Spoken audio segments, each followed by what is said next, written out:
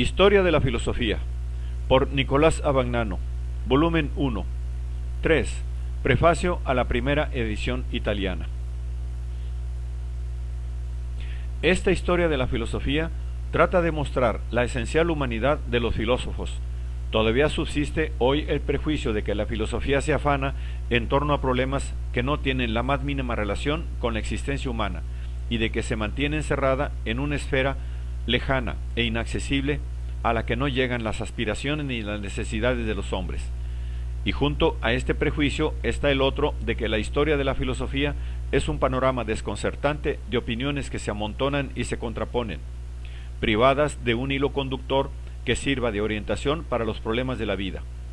Estos prejuicios son indudablemente confirmados por aquellas tendencias filosóficas que, por su inclinación a un tecnicismo equívoco, han pretendido reducir la filosofía a una ciencia particular sólo accesible a unos pocos y han ignorado así su valor universal para los hombres. Se trata, sin embargo, de prejuicios injustos, basados sobre falsas apariencias y sobre el desconocimiento de aquello que condena. Esta obra trata de mostrar tal injusticia. El punto de partida es la convicción de que nada que sea humano es ajeno a la filosofía, y más aún, de que ésta es el hombre mismo, en cuanto se plantea el problema de sí mismo y busca las razones y el fundamento de su propio ser. La esencial conexión entre filosofía y hombre es la primera base de la investigación historiográfica emprendida en este libro. Sobre tal base, este trabajo toma en consideración la investigación que desde hace 26 siglos han emprendido los hombres de Occidente acerca del propio ser y del propio destino.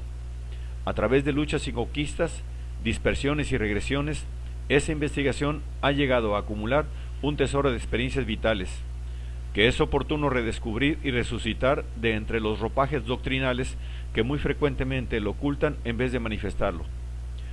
Pues la doctrina de la filosofía es profundamente distinta de la de la ciencia.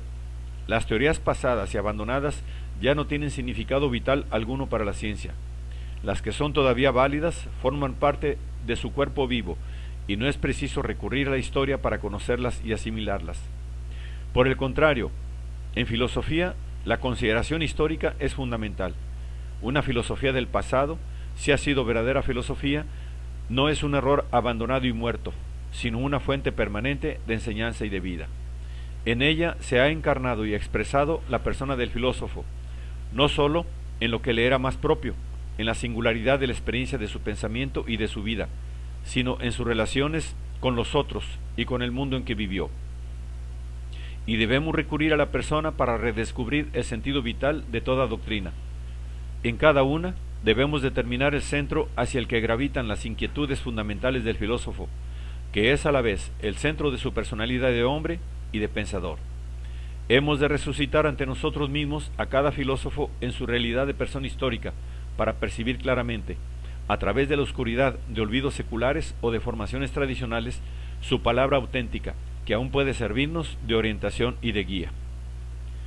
Por eso, en esta obra no se presentarán sistemas o problemas sustancializados y considerados como realidades independientes, sino figuras o personas vivas, haciéndolas surgir de la lógica de la investigación en que quisieron expresarse y consideradas en sus relaciones con otras figuras y personas. La historia de la filosofía no es ni un reino de doctrinas impersonales que se suceden desordenadamente o se concatenan dialécticamente, ni la esfera de acción de problemas eternos, de los cuales sean manifestaciones contingentes las doctrinas singulares. Es un entramado de relaciones humanas que se mueven en el plano de una disciplina común de investigación y, así, trascienden los aspectos contingentes o insignificantes para asentarse en los que son esenciales y constitutivos. Revela la solidaridad fundamental de los esfuerzos que tienden a aclarar, tanto como sea posible, la condición y el destino del hombre. Solidaridad que se expresa tanto en la afinidad de las doctrinas como en su oposición, en su acuerdo tanto como en su enfrentamiento polémico. La historia de la filosofía reproduce, en la técnica de sus investigaciones rigurosamente disciplinadas, el mismo intento que está en la base y es el motor de cualquier relación humana: comprenderse y comprender. Y lo reproduce con las mismas vicisitudes de éxitos y de desengaños, de ilusiones que resurgen y de claridades orientadores, y de esperanzas siempre renacidas. La disparidad y la oposición entre las doctrinas pierde así su carácter desconcertante. El hombre ha explorado y explora todos los caminos para comprenderse a sí mismo, a los demás y al mundo. Ha acertado y acierta en ello más o menos, pero debe y deberá siempre renovar sus intentos, de los cuales depende su dignidad de hombre, y no puede renovarlos sino recurriendo al pasado y obteniendo de la historia la ayuda que los demás pueden proporcionarle para el futuro. Por ello, no se encontrarán en esta obra críticas extrínsecas que pretendan destacar los errores de los filósofos. La pretensión de impartir lecciones de filosofía a los filósofos es tan ridícula como la de hacer de una determinada filosofía el criterio y la norma para juzgar a las otras. Cada verdadero filósofo es un maestro o compañero de investigación, cuya voz no llega debilitada por el tiempo, pero puede tener para nosotros, para los problemas que ahora nos ocupan, una importancia decisiva. Es preciso disponerse a la investigación con sinceridad y humildad. No podemos alcanzar, sin la ayuda que nos prestan los filósofos del pasado, la solución de los problemas de los cuales depende nuestra existencia individual y colectiva. Debemos, por tanto, plantear históricamente tales problemas, y en el intento de entender el auténtico mensaje de Platón o de Aristóteles, de San Agustín o de Kant y de cuantos, pequeños o grandes, han sabido también expresar una experiencia humana fundamental. Hemos de ver el intento mismo de aclarar y solucionar nuestros problemas. El problema de lo que nosotros somos y debemos ser es fundamentalmente idéntico al de los que fueron y quisieron ser, en su sustancia humana, los filósofos del pasado. La separación de estos dos problemas priva al filosofar de su alimento y a la historia de la filosofía de su importancia vital. La unidad de ambos problemas garantiza la eficacia y el ímpetu del filosofar y fundamenta el valor de la historiografía filosófica. La historia de la filosofía establece como una soldadura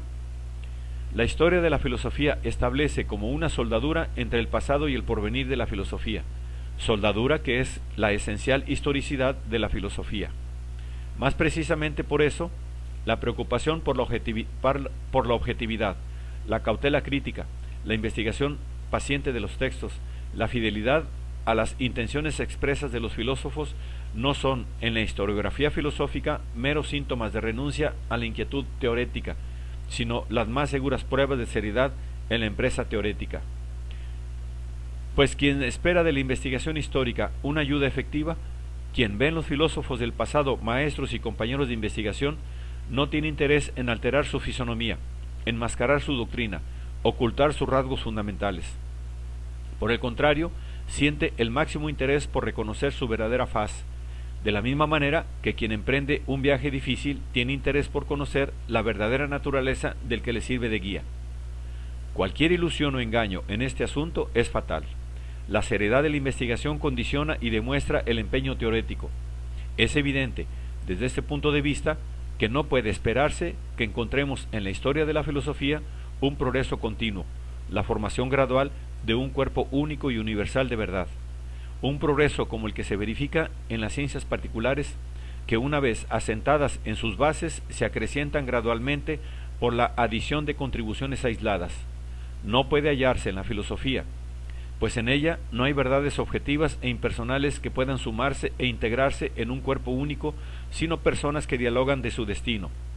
Y las doctrinas no son sino expresiones de un diálogo ininterrumpido, preguntas y respuestas que a veces se provocan unas a otras a través de los siglos.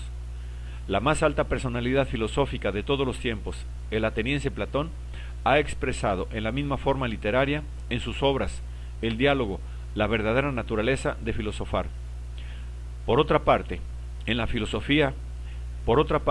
historia de la filosofía tampoco se da una mera sucesión desordenada de opiniones que se amontonen y destruyan mutuamente. Los problemas sobre los que versa el incesante dialogar de los filósofos tiene su propia lógica, que es la misma disciplina a que los filósofos someten libremente su investigación. De modo que ciertas corrientes consiguen dominar un periodo o una época histórica, por haber sido capaces de iluminar más vivamente algún problema fundamental. Adquieren así una impersonalidad aparente que hace de ellos patrimonio común de generaciones enteras de filósofos. Piénsese en el agustinismo o en el aristotelismo dentro de la escolástica.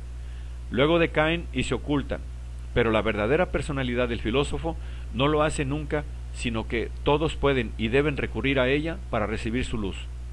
La historia de la filosofía encierra así una extraña paradoja. Puede decirse que no hay doctrina filosófica que no haya sido criticada, negada, impugnada y destruida por la crítica filosófica. Pero, ¿quién osaría sostener que la supresión definitiva de uno solo de los grandes filósofos antiguos o modernos no representaría un empobrecimiento irremediable para todos los hombres? Lo que ocurre es que el valor de una filosofía no se mide a razón del quantum de verdad objetiva que contenga, sino solo a razón de su capacidad para servir como punto de referencia, aunque solo sea polémico, para cada intento de comprenderse a sí mismos y al mundo.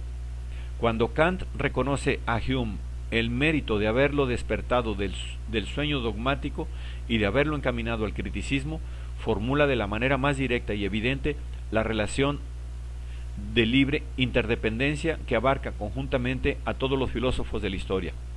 Una filosofía no tiene valor en cuanto suscita el acuerdo formal de un cierto número de personas sobre determinadas teorías, sino sólo en tanto que suscita e inspira en los demás una indagación que lleve a cada uno a hallar su propio camino, del mismo modo que en ella lo encontró su autor.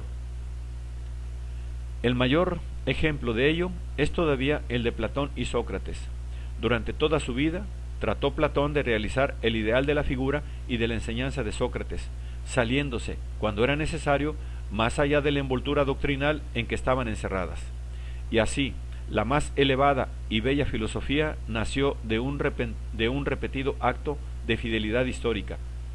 Todo ello excluye el que se pueda ver en la historia de la filosofía solamente desorden o superposición de opiniones, pero excluye también el que se pueda ver en ella un orden necesario concatenado dialécticamente, a través del cual la sucesión cronológica de las doctrinas equivalga al desarrollo racional de momentos ideales que constituyan una verdad única que comparezca en toda su plenitud al final del proceso.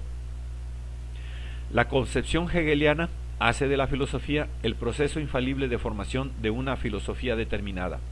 Así, elimina la libertad de la investigación filosófica que tiene como condición la realidad histórica de la persona que investiga, niega la problematicidad de la historia misma y la convierte en un ciclo cerrado sin porvenir. De este modo, resultan totalmente perdidos los elementos que constituyen la vitalidad de la filosofía. En realidad, la historia de la filosofía es una historia temporal y, por tanto, problemática. No está hecha de doctrinas o momentos ideales, sino por hombres solidarizados por una investigación común. No se trata de que cada doctrina sucesiva en el orden del tiempo sea, por eso solo, más verdadera que las precedentes. Se corre el riesgo de perder u olvidar enseñanzas vitales, como frecuentemente ha sucedido y sucede aún, de ahí que se deba rebuscar incesantemente su auténtico significado. A ese deber responde, dentro de los límites que se me han concedido, la presente obra. Quisiera el lector entenderla y juzgarla con ese espíritu. Turín, 1946. Nicolás Abagnano.